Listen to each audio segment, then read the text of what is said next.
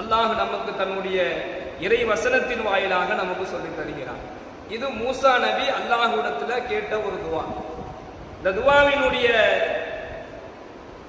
ஒரு நோக்கம் என்ன அப்படின்னு சொன்னா, ஃபிரௌனிடத்துல எங்களை நீ போக சொல்ற, யாரெல்லாம் நாங்க போனோம் அப்படின்னு சொன்னா அவன் எங்களை வரம்பு மீறி தாக்குவான். அவனுக்கு ஒரு வரம்பே கிடையாது, யாரை எப்படி அழிக்கணுங்கிற வரம்புலாம் கிடையாது.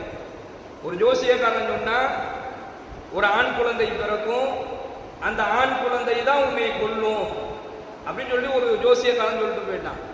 உடனே ஃபிரௌன் என்ன செஞ்சான் அப்படின்னு சொன்னா, எந்தெந்த ஆண் குழந்தைகள் எல்லாம் அந்த இடத்துல பிறந்திருக்கோ எல்லா ஆண் குழந்தைகளையும் கொலை செய்யும்படி உத்தரவிட்டான். அப்போ வீடு வீடா போன்று குழந்தைகளை என்ன செஞ்சாங்க, கொன்று குவித்தார்கள்.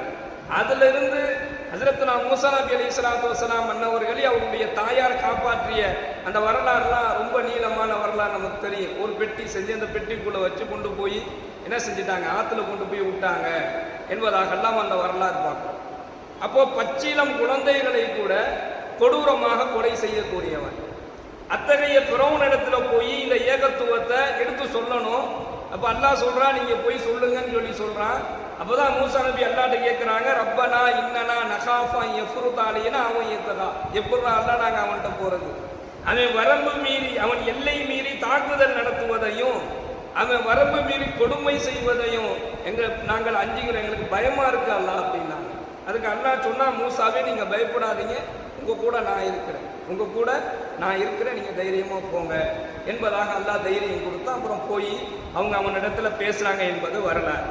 இப்ப இந்த துவாவின் மூலமாக நமக்கு என்ன, கண்ணியமிக்க சகோதரர்களே, அடுத்தவர்களை பற்றிய ஒரு பயம் யாருடைய உள்ளத்துல வருதோ அவங்க நமக்கு கெடுதல் செஞ்சிருவாங்க, இவர்னால நமக்கு கெடுதல் ஏற்படும், அல்லது இவர்னால நமக்கு ஆபத்து ஏற்படும், அல்லது இவர்னால நமக்கு கண்ணிய குறைவு ஏற்படும், இவர்னால நமக்கு பெரும் கொண்ட பிரச்சனைகள் வரும் என்கின்ற ஒரு சூழல் வரும் பொழுது இந்த துவாவை கொண்டு நம்ம அல்லாஹ்விடத்துல பாதுகாப்பு தேடலாம். அதனாலதான் அல்லாஹ் இதை தன்னுடைய இறை வசனத்தின் வாயிலாகவே அல்லாஹ் சொல்லிட்டானா, அடுத்தவர்களினுடைய வரம்பு மீறும் செயல்களை விட்டு பாதுகாப்பு பெற வேண்டும் என்று சொன்னால், யாரை நினைச்சாவது பயம் இருக்குது, யாரை நினைச்சாவது நமக்கு ஒரு கவலை இருக்குது, அவங்களால நமக்கு ஒரு பெரிய பாதிப்பு ஏற்படுங்கக்கூடிய ஒரு சூழல் ஏற்படும் பொழுது இந்த துவாவை நம்ம அல்லாஹ்ட்ட கேட்கலாம், யா அல்லாஹ் அவர்கள் எல்லை மீறி தாக்குதல் நடத்துவதையும் கொடுமை செய்வதையும் நான் அஞ்சுகிறேன், என்னை நீ காப்பாற்றி கொடு என்பதாக இந்த துவாவை கொண்டு அல்லாஹ்விடத்துல பாதுகாப்பு தேடக்கூடிய ஒரு அற்புதமான ஒரு துவா. அல்லாஹ் தன்னுடைய திருமறையில சொல்றான், 3 விஷயங்கள் ஒரு இடத்துல இருந்துச்சு